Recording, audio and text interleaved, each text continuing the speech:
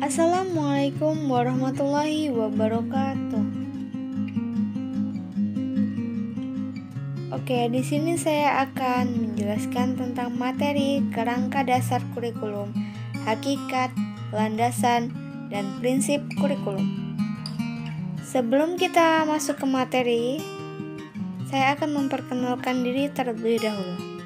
Perkenalkan, nama saya Ega Anggreni, NPM 5021179, kelas 4E, mata kuliah Telaah Kurikulum.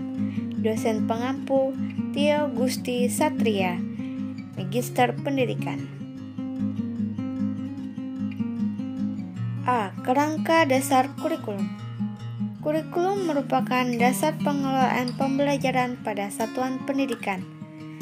Kerangka dasar kurikulum mandiri tertinggi adalah tujuan pendidikan nasional yang telah terintegrasi dengan profil mahasiswa Pancasila.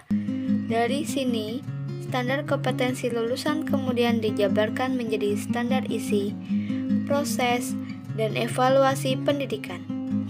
Dari ketiga standar tersebut diturunkan menjadi learning access, struktur kurikulum, prinsip, dan landasan pembelajaran. B. Hakikat kurikulum. Hakikat kurikulum ialah kegiatan yang mencakup berbagai rencana kegiatan peserta didik yang terperinci berupa untuk bahan pendidikan, saran strategi belajar mengajar, pengaturan program agar dapat diterapkan, dan hal yang mencakup pada kegiatan yang bertujuan mencapai tujuan yang diinginkan. C. Landasan kurikulum. Untuk melakukan pengembangan kurikulum, pihak pengembangan harus berlandaskan pada satuan pegangan yang jelas, sehingga kurikulum dapat terarahkan dengan baik. Ada 4 landasan yang digunakan dalam pelaksanaannya, yaitu: yang pertama, landasan filosofis, landasan yang berkaitan dengan hakikat dan filsafat dan juga pendidikan. Filsafat atau pandangan hidup dalam pendidikan bertujuan untuk memberikan arah bagi peserta didik. Yang kedua, landasan psikologis. Perilaku merupakan bagian yang tidak dapat dipisahkan dari belajar. Interaksi antar individu akan terjadi dalam lingkungan belajar, yaitu lingkungan fisik dan sosial. Perubahan akan tercipta pada individu untuk mencapai kedewasaan dalam hidup, mulai dari kedewasaan fisik, emosional, mental, intelektual, sosial, dan moral. Yang ketiga, landasan sosiologis.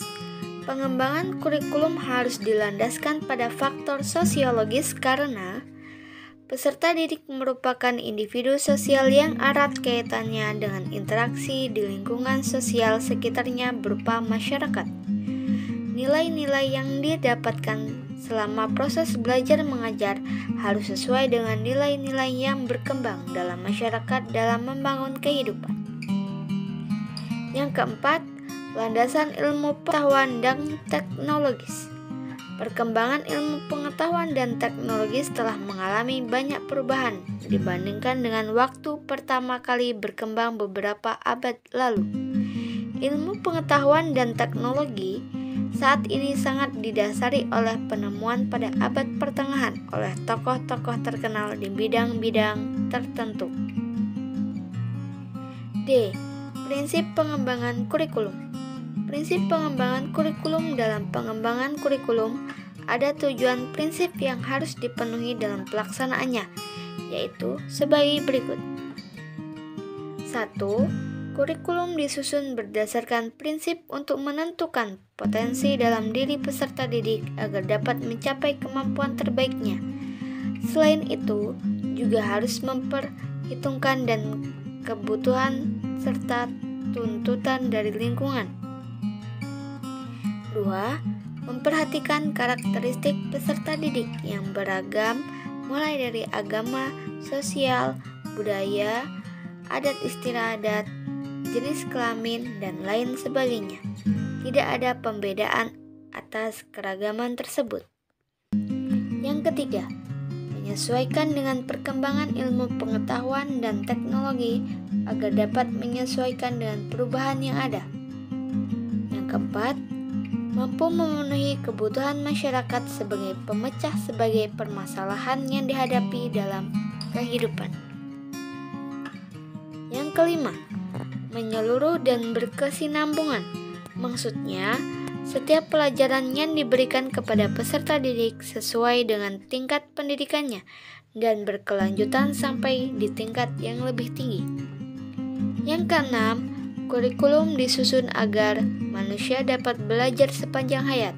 Hal ini dimaksudkan agar manusia tidak berhenti untuk mempelajari hal-hal baru yang berguna untuk kehidupan dan perkembangan zaman. Yang terakhir yaitu kepentingan nasional harus seimbang dengan kepentingan daerah. Maksudnya, tidak boleh ada tujuan yang berbenturan aturan antar pihak sesuai dengan cita-cita negara. Demikian tadi materi yang telah saya sampaikan. Terima kasih. Wassalamualaikum warahmatullahi wabarakatuh.